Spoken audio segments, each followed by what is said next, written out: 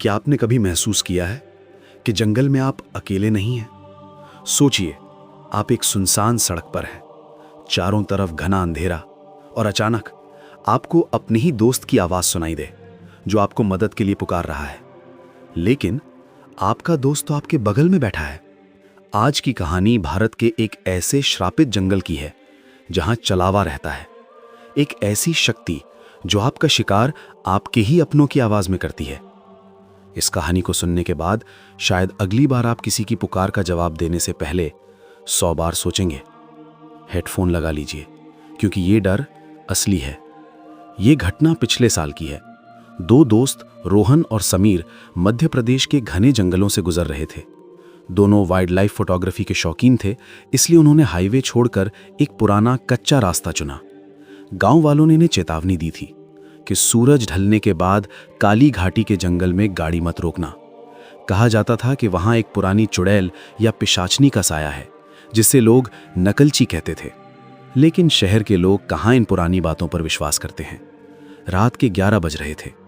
अचानक उनकी गाड़ी के सामने एक घना कोहरा, फॉग आ गया, और तभी थुड़, गाड़ी एक झटके से बंद हो गई। ऐसा लगा जैसे उन्होंने किसी चीज को टक्कर मारी हो। रोहन और समीर गाड़ी से नीचे उतरे।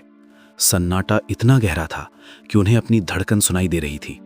उन्होंने देखा, गाड़ी के सामने कुछ नहीं था, ना कोई जानवर, ना कोई पत्थर। समीर ने कहा, यार गाड़ी स्टार्ट कर, यहां कुछ अजीब लग रहा है। लेकिन कार स्टार्ट नहीं हुई।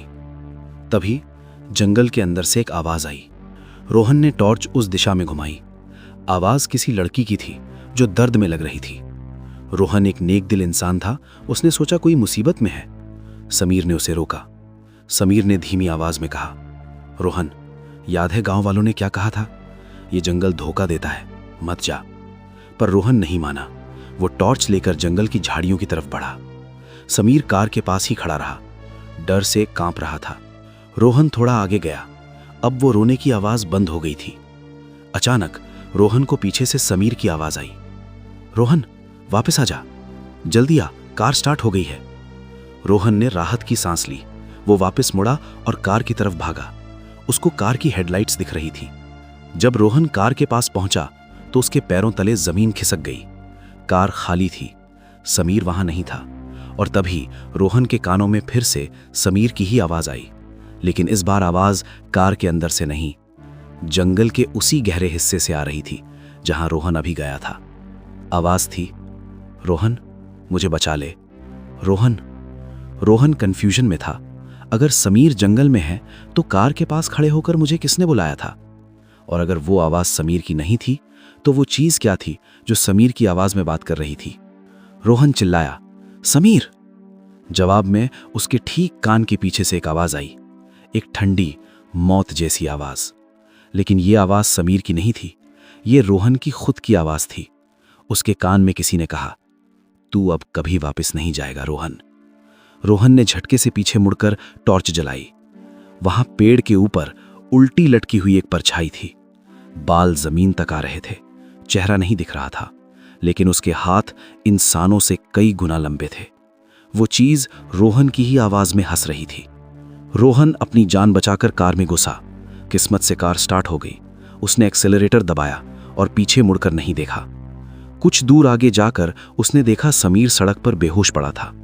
रोहन ने उसे गाड़ी में खींचा और वहां से भागा। उस रात वो बच तो गए, लेकिन उसके बाद से समीर बदल गया।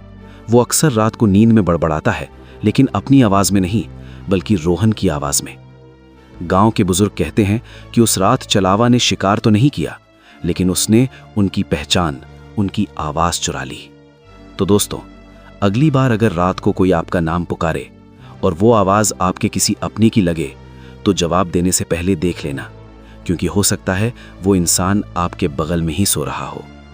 अगर ये कहानी ने आपके रोंगटे खड़े कर दिए तो वीडियो को लाइक करें, अपने उस दोस्त को शेयर करें जो भूत प्रेतों में नहीं मानता, और कमेंट में बताएं क्या आपने कभी चलावा के बारे में सुना है।